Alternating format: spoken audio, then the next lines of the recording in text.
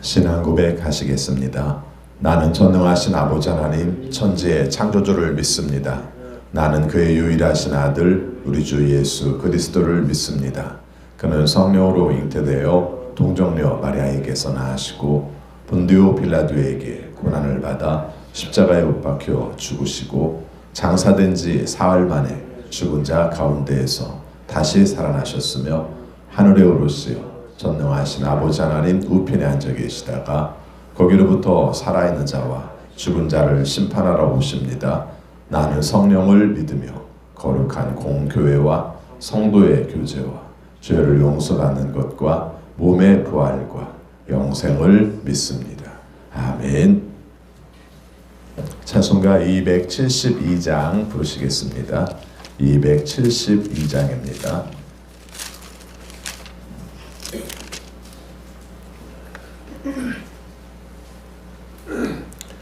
고통의 멍에 벗으려고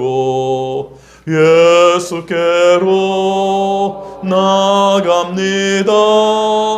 자유와 기쁨 베푸시는 주께로 갑니다. 병든 내 몸이 튼튼하고 빈궁한 삶이 부해지며 죄악을 벗어버리려고 주께로 갑니다. 낭패와 실망 당한 뒤에 예수께로 나갑니다. 십자가 은혜 받으려고 주께로 갑니다. 슬프던 마음 위로받고 일생의 풍파 찬잔하며 영광의 찬송 부르려고 주께로 갑니다. 교만한 마음을 내버리고 예수께로 나갑니다. 복되신 말씀 따르려고 주께로 갑니다. 실망한 이 몸 힘을 얻고 예수의 크신 사랑받아 하늘의 기쁨 맛보려고 주께로 갑니다. 죽음의 귀를 벗어나서 예수께로 나갑니다.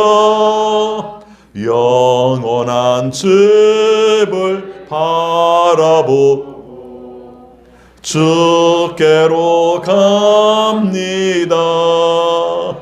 멸망의 폭우 헤어나와 평화의 나라 다다라서 영광의 주를 배우려고 주께로 갑니다. 아멘. 하나님 말씀 신약성경 로마서 7장 1절입니다.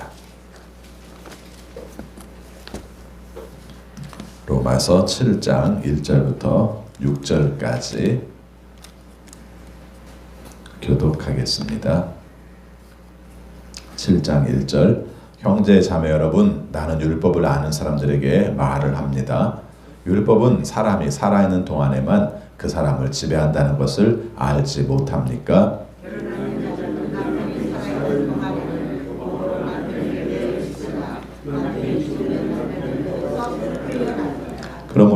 남편이 살아있는 동안에 그 여자가 다른 남자에게로 가면 그 여자는 가늠한 여자라는 말을 듣게 됩니다.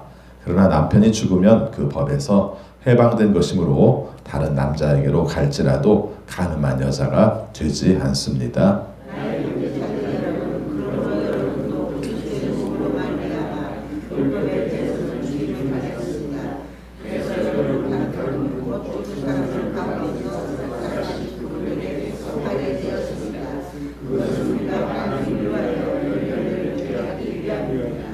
이전에 우리가 육신을 따라 살 때에는 율법으로 말미암아 일어나는 죄의 욕정이 우리 몸의 지체 안에서 작용해서 죽음에 이르는 열매를 맺었습니다.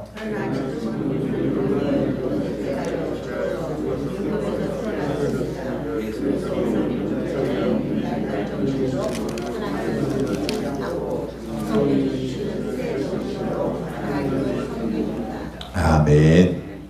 오늘도 주님의 말씀에 순종하심으로 형통하는 우리 모두가 되시기를 축원합니다. 오늘 말씀을 읽으면 어떤 뜻이 떠오르는가? 잘못 읽으면 결혼한 동안에는 남편에게 매이지만 우리가 남편이 죽으면 남편의 법에서 풀려납니다. 여기에 매일지 모르지만 이건 비유입니다. 비유에서 그 원리를 가지고 율법에 대해서 우리에게 말씀을 해주고 있습니다. 여러분이 아시는 것처럼 예수 그리스도께서 우리를 위하여 십자가에 죽으시고 부활하셔서 우리를 구원하시기 전까지는 다 율법으로 살았습니다. 그렇죠? 또 율법도 하나님이 주신 거예요. 그래서 율법을 따라서 율법을 주신 이유 자체가 이걸 잘 지킴으로 말미암아 하나님이 원하시는 뜻대로 순종하게 만든 것이 율법의 목적이었어요. 그래서 율법은 나쁜 건 아닙니다. 사도 바울도 율법에 대해서 지금 얘기를 하고 있지만 전체적인 내용에서는 율법은 나쁩니다. 율법은 굉장히 안 좋은 겁니다. 이렇게 말하는 게 아니라 기준을 이렇게 말해요.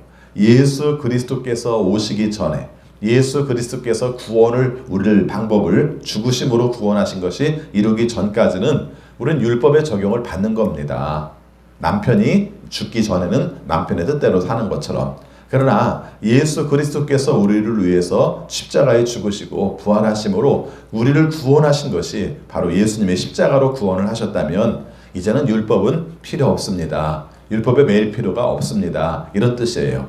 그러면은 율법에 매일 필요가 없다고 말하면 뭐 그럼 죄를 저질러도 괜찮은가? 아니에요.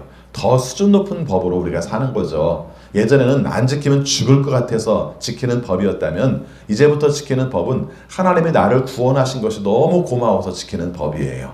이 차이입니다. 그래서 율법에 따라서 사는 삶과 그리고 하나님이 원하시는 뜻을 따라 예수 그리스도 안에서 사는 것의 차이가 바로 이겁니다. 우리가 성경에서 그리스도 안에서 산다는 말을 자주 해요. 성경에서 그 말 자주 나옵니다. 사도 바울의 편지는 자주 나와요. 우리는 그리스도 안에서 삽니다. 이런 말을 해요. 이것은 뭐 그리스도 안에서 품에 산다 이런 뜻도 있고 그리스도께 속해 산다 이런 뜻도 있지만 사는 삶의 기준이 그리스도에게 있다는 거예요. 그런 뜻이에요. 내용 자체가. 그래서 그리스도가 원하시는 뜻대로 산다. 내 법은 그리스도가 법이다. 주님이 좋아하시는 걸 나는 지킨다. 이런 내용으로 말씀을 하고 있습니다. 그래서 오늘 말씀에서 이 부분들을 잘 살펴야 됩니다. 율법이 필요 없다고 말하면 십계명도 필요 없고 뭐 구약 성경에 나오는 것도 필요 없는가? 아니에요. 예수 믿는 사람들도 하나님의 말씀을 지켜야 되는데 율법으로 구원을 받는 게 아닙니다. 우리가 행동을 잘 한다고 구원을 받는 게 아닙니다. 다만 믿는 사람들은 살아야 되는 삶의 원칙들이 있습니다. 이것은 그리스도의 법으로 살아가야 됩니다. 이건 그리스도의 법은 율법의 법보다 훨씬 수준이 높은 것이고 어쩔 수 없어서 부정적으로 소극적으로 지키는 게 아니라 긍정적으로 적극적으로 예수님을 사랑하기 때문에 지키는 겁니다. 이런 말씀을 하려고 오늘 말씀을 한 겁니다. 이해되시죠? 사실 우리가 수없이 들은 말이에요. 근데 이제 좀 헷갈리는 게 자꾸 읽다 보면 율법이 필요 없다고 말하는 것 같은데 그럼 구약성경 필요 없는 거 아니야? 이렇게 생각하는데 그게 아니에요. 한 예를 들어서 말씀을 해볼게요. 자주 드는 예입니다만은 신약성경에서 예수님 시대에 율법을 가장 잘 지킨 사람들은 참 묘하게도 제사장들보다는 바리새파 사람들이 더 잘 지켰어요. 이 바리새파 사람들이 율법을 얼마나 철저하게 지키려고 했는지 모릅니다. 사실 바리새파라는 사람들이 만들어지게 된 이유도 제사장들이 너무 세속화돼 가니까 이 세상이 온전하지가 않은 거예요. 그래서 로마의 지배도 받죠. 우리가 종교적으로 세속화되죠. 정말 하나님이 원하시는 메시아가 오려고 생각한다면 이런 세상은 아니죠. 이렇게 생각을 하니까 우리가 율법을 잘 지키자는 운동을 벌인 게 바로 바리새파 사람들입니다. 진짜 잘 지켰어요. 여러분이 아시는 것처럼. 그래서 금식도 하고 또 11조도 하고 하루에 3번 기도도 하고 이것들을 철저히 문자적으로 원칙적으로 지킨 거예요. 사람들은 문자적이라는 말을 안 좋게 생각할지 모르는데 문자적으로도 중요해요. 왜 중요하냐면은 자기 나름대로 해석을 해버리면 나는 이거 지키기 싫으면 안 지켜도 되고 지키고 싶으면 지켜도 되고 이런 것에 비하면 문자적인 것이 나쁘다고만 말할 수는 없어요. 다만 중요한 건 정신이 어디에 있는가가 중요한데 율법의 정신도 사실은 사랑이거든요. 하나님이 원하시는 뜻을 따라 하나님을 사랑하고 이웃을 사랑하는데 율법만 하다 보면 나타나는 증세가 2가지가 나타납니다. 하나는 뭐냐면은 자꾸 다른 사람을 비판해요. 나는 지켰는데 왜 너는 못 지켰어? 우리 신앙생활하다 이런 경우 참 많죠. 나도 모르게 내게서 바리새파 사람 같은 모습이 많이 나타나요. 그렇죠? 나는 하는데 왜 너는 안 해? 특별히 기독교인들에게 이 요소가 되게 많아요. 그래서 자꾸 정죄하려고 해요. 뭘 잘못했다고 지적하려고 해요. 이건 율법적으로 사는 겁니다. 지금도. 그리스도의 법으로 산다고 말할 때는 사실은 다른 사람이 잘못을 했을 때 형제를 발휘해서 그에게 잘못한 걸 가르쳐 주기도 하고 또 권면하기도 하고 그래서 그 사람이 사랑으로 돌아올 수 있도록 하는 것이지 지적질을 하기 위해서 율법을 쓰는 게 아니거든요. 그리스도의 법은 그래요. 아까 말한 것처럼 바리새파 사람들은 계속 거기에 신경을 쓰는 거죠. 다른 사람들이 잘못한 거, 잘한 거 이렇게 말하죠. 그러다 보면 사람들을 다 죄인으로 봐요. 안식일도 못 지키는 것들 죄인 이렇게 말하죠. 11조도 안 드리는 것들 죄인 이렇게 말하는 거죠. 율법으로 보면 죄인이 맞아요. 그러나 율법도 주신 것 자체가 내가 나한테 잘 지키라고 한 거지 다른 사람을 비판하라고 한 건 아니거든요. 근데 그런 요소들을 가지고 있어요. 또 바리새파 사람들이 한 가지 문제점이 뭐냐면은 잘 지켜야 되는데 잘 못 지키게 되면은 어떤 문제가 생기는가? 내가 잘 지켜야 한다는 생각을 하는 거죠. 그럼 어떻게 하게 됩니까? 위선이 나타나는 거예요. 내가 잘 지켜야 되는데 못 지키니까 잘 지키는 것처럼 보이려고 하는 거죠. 못 지키면 못 지킨 대로 잘 지키려고 노력하면 되는데 그게 아니라 다른 사람의 보는 시선을 자꾸 의식하니까 위선을 저지르게 돼요. 그래서 바리새파 사람들을 예수님이 지적한 이유는 율법을 안 지켰기 때문에 지적한 게 아니라 아까 말한 것처럼 잘 지키는 것이 다른 사람을 지적하게 만들고 자기 자신이 지키지 못할 때는 지키는 것처럼 위선을 저지르게 되고 그래서 오히려 율법이 사람을 바른 길로 가게 해야 되는데 다른 사람을 지적하게 되고 다른 사람에게 위선을 부리게 되는 내용이 되니까 예수님께서도 그것을 지적한 겁니다. 사도 바울이 말한 내용에서도 그런 요소가 있어요. 예전에는 그것이 우리가 구원받는 방법이라고 생각을 해서 그 원칙을 지켰습니다. 그러나 남편이 죽고 나면 여자는 자기 나름대로 살아도 상관없습니다. 남편이 있는데 다른 남자를 만나면 그건 간음이지만 남편이 없는데 남편이 죽었는데 다른 남자에 간다고 해서 그것은 간음이 아니지 않습니까? 이 이야기로 바로 율법에서 떠나서 바로 하나님의 법 예수 그리스도의 몸으로 살도록 하라 하는 이야기를 하고 있습니다. 그렇게 3절까지 말씀을 살폈고요. 4절 말씀이 오늘 말씀의 핵심입니다. 우리 4절 말씀 같이 읽겠습니다. 나의 형제 자매 여러분, 그러므로 여러분도 그리스도의 몸으로 말미암아 율법에 대해서는 죽임을 당했습니다.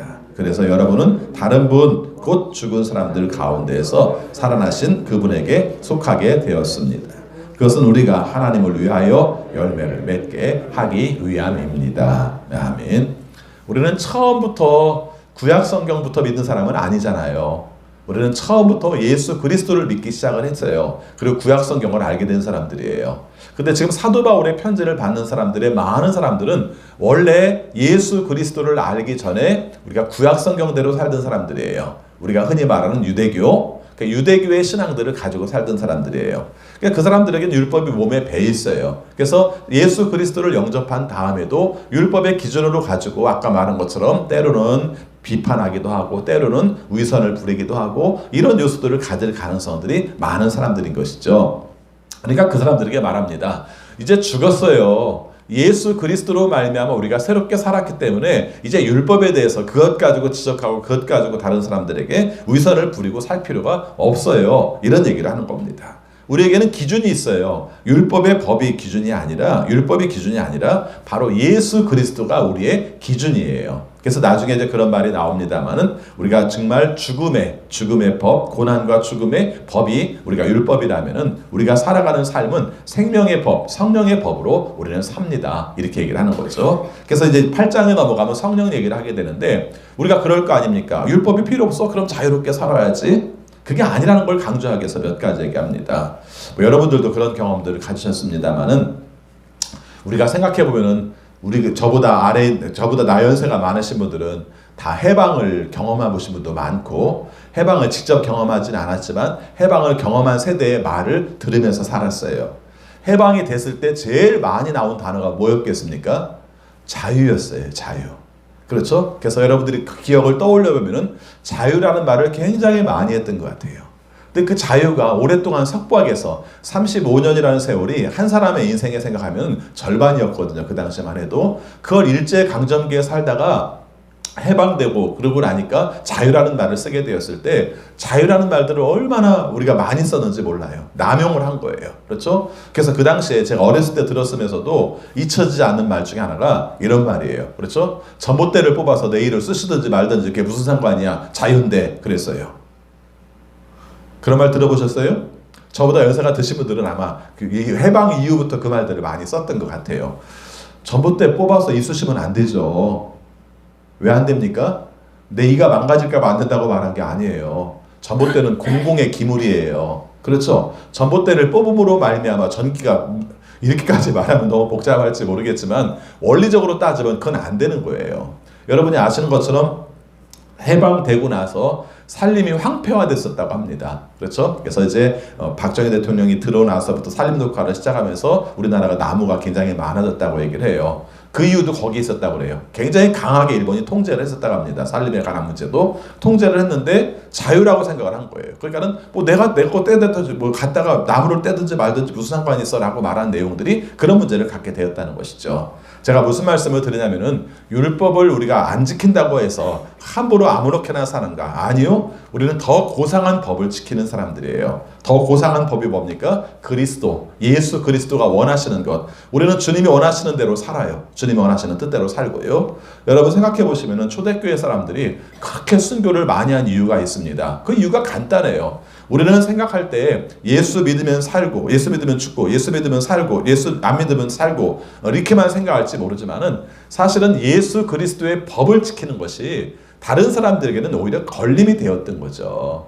그러니까 그것이 서로 불편한 문제들이 벌어질 겁니다. 물론 우리는 극단적으로 말해서 예수 믿으면 죽고 예수 안 믿으면 살고 이 원리로만 말할지 모르겠습니다만은 삶 속에서 벌어질 때 사람들이 무조건적으로 예수 믿는 사람을 죽이려고 했던 건 아니죠. 근데 삶의 원칙들이 다르고 다른 문제로 말미암아 그것을 주장하면서 사는 내용들이 서로 충돌이 벌어진 거죠.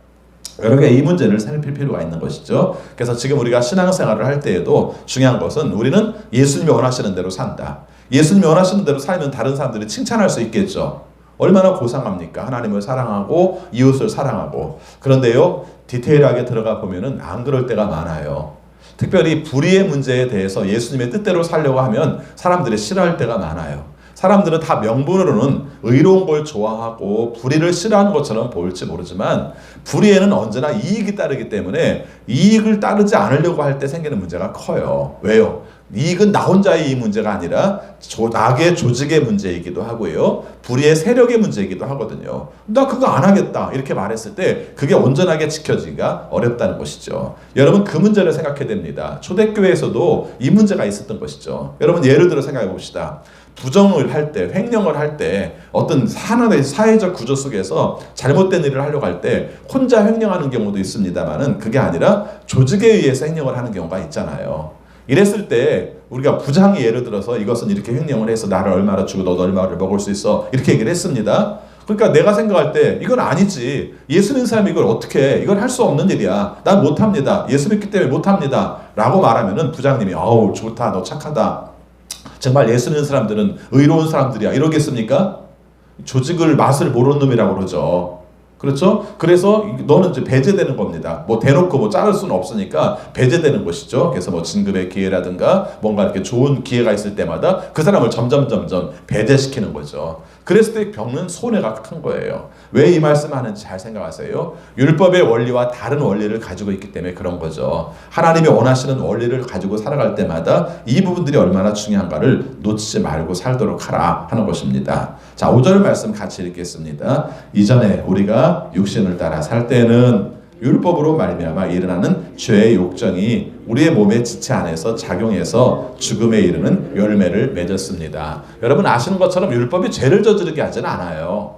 그렇죠? 율법을 잘 지켜도 죄에서 벗어나게 해요. 근데 사람이 지킬 수 있는 능력이 있습니까? 없다는 거예요. 능력이 없다 보니까 율법이라는 게 결국 우리에게 어떤 기능을 하게 되냐면은 계속해서 넌 뭐 잘못했어, 넌 뭐 잘못했어, 넌 뭐 잘못했어, 잘못한 것을 깨닫게만 할 뿐이지 우리의 삶 가운데서 거기서 자유롭게 못한다는 것이죠. 여러분 살리는 그 법과 죽이는 법이 있어요. 그렇죠? 살리는 법은 사람이 하나님이 원하시는 뜻을 따라서 살 때 더 온전한 방향으로 적극적인 방향으로 가게 돼요. 죽이는 법은 뭐냐면 자꾸 우리의 잘못들을 지적함으로 말미암아 잘못된 길로 가게 돼요. 그럼 잘못을 지적 안 하면 온전한 길로 갈 수 있습니까? 있다는 거예요. 성경에서 말하는 법이 그게 뭐냐면은 바로 예수 그리스도로 말미암아 구원을 받은 사람들은 예수 그리스도의 뜻대로 살려고 하면 그것이 바로 살리는 법입니다. 죄를 안 저지르게 돼요. 율법 때문에 안 저지르는 게 아니라 하나님을 기쁘시게 하려고 안 저지르는 것이죠. 아주 쉬운 얘기로 따지면은 우리가 사는 삶 가운데에서 마지못해 사는 삶과 그렇죠? 우리가 기쁨으로 그것을 충족하려고 사는 삶의 차이가 있죠. 그렇죠. 공부를 하더라도 마지못하게 하는 공부가 있기도 하고 때에 따라서는 내가 좋은 성적을 거두기 위해서 혹은 좋은 목표를 거두기 위해서 하는 공부도 있죠. 어떤 공부가 더 효율적일까 생각을 해보시기 바랍니다. 어쩔 수 없어서 하지라고 생각하면 공부는 지겹고 내 삶 가운데서 정말 불편한 것이지만 내가 뭔가를 성취하기 위해서 목표를 이루기 위해서 하게 되면 우리가 공부를 안 하는 죄를 저지르지도 않을 뿐만 아니라 내 목표도 이룰 수 있다 이런 뜻입니다. 그래서 신앙 안에서 하나님의 뜻대로 율법을 버리고 하나님이 원하시는 뜻대로 사는 원리를 말합니다. 마지막 6절 같이 읽습니다. 그러나 지금은 우리를 올가 맸던 것에 대하여 죽어서 율법에서 풀려났습니다.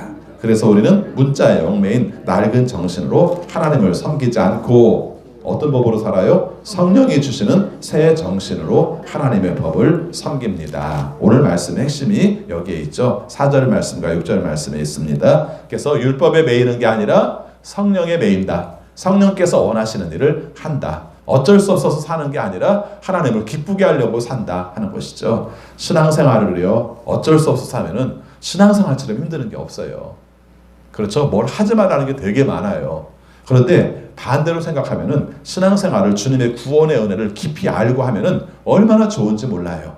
왜 그래요? 하나님을 기쁘시게 할 수 있는 일을 내가 하고 있는 거예요.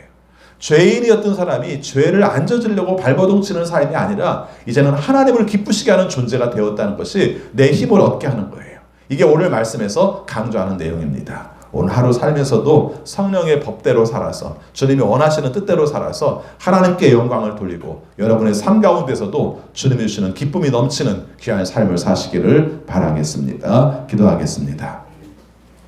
아버지 하나님, 저희들을 사랑하셔서 오늘도 말씀을 들려주시고 또 우리가 살아야 될 길들을 알려주심을 진심으로 감사합니다.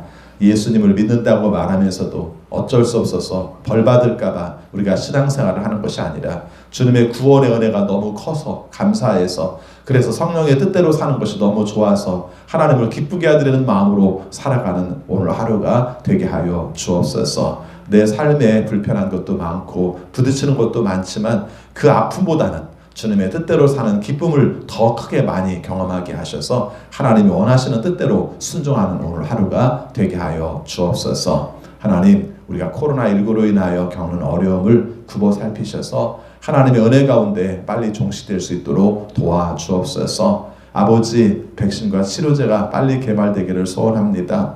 그리고 이 일들을 저지하는 방역 당국과 의료진들이 주님의 뜻 가운데서 지혜로 이 일들을 잘 극복해낼 수 있도록 인도하여 주옵소서. 하나님, 코로나19의 상황들을 헛되게 보내지 않게 하여 주옵시고 우리 평생에 정말 가장 중대한 시간들을 우리가 경험하고 사는데 그때 하나님께서 원하시는 뜻을 깨닫게 하시고 하나님이 원하시는 뜻으로 돌이킬 수 있게 하셔서 하나님의 뜻으로 순종할 수 있는 기회가 될 수 있도록 인도하여 주옵소서. 아버지 앞에 간구합니다. 코로나의 장기화로 인하여 경제적 어려움을 당하는 식구들, 또 경제적 어려움을 걱정하는 식구들 많이 있습니다. 주님께서 굽어 살피셔서 하나님의 도우심으로 회복하게 하여 주시고, 그래서 하나님의 은혜를 체험하는 우리 모두가 되게 하여 주옵소서. 복음의 증거를 위해 선교지에 나가는 우리 선교사님들을 기억하여 주옵소서. 현재의 삶도 어렵고 당분간 선교의 사역 가운데서도 어려운 시간이 될 텐데,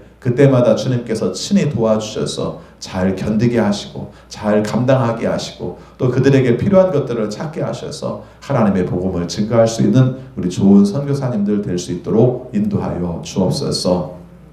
우리 성도님들 중에 질병으로 말미암아 고생하는 식구들이 많이 있습니다. 고통 가운데 주님께서 친히 함께 하심을 경험하시고 침상에서 함께 하시는 하나님의 은혜를 경험할 수 있도록 인도하여 주옵소서. 우리 어린 자녀들 중에서도 체질적으로 약해서 면역력이 약해서 또 우리가 생각지 못했던 아버지 불치의 질병으로 말미암아 고생하는 자녀들이 있습니다. 주님께서 친히 도와주시고 하나님의 은혜 가운데 우리가 회복하여서 정상적인 삶을 살아갈 수 있도록 인도하여 주옵소서. 아버지, 우리 자녀들에게 함께하여 주옵소서. 이 어려운 시기에 분별력 있는 삶을 살게 하시고 또 지혜 있는 삶을 살게 하셔서 하나님이 원하시는 비전을 품고 나갈 수 있는 우리 자녀들이 될 수 있도록 인도하여 주옵소서. 우리 자녀들의 앞길을 열어 주옵소서. 뚜렷한 목표를 가지고 하나님을 기쁘게 살아가려고 노력할 때마다 주님의 은혜를 경험할 수 있도록 도와주옵소서. 진학의 길이, 또 취업의 길이,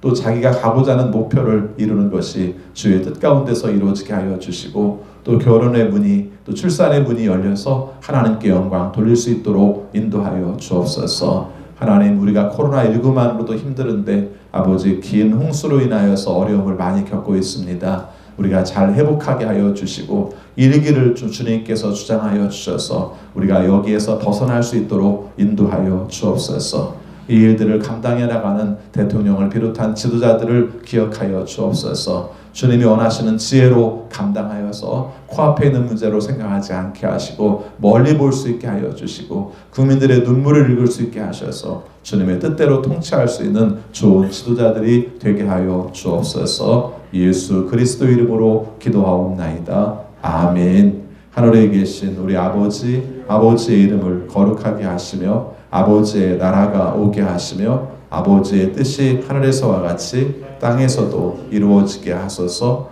오늘 우리에게 일용할 양식을 주시고 우리가 우리에게 잘못한 사람을 용서하여 준 것 같이 우리 죄를 용서하여 주시고 우리를 시험에 빠지지 않게 하시고 악에서 구하소서. 나라와 권능과 영광이 영원히 아버지의 것입니다. 아멘. 계속 기도하시겠습니다.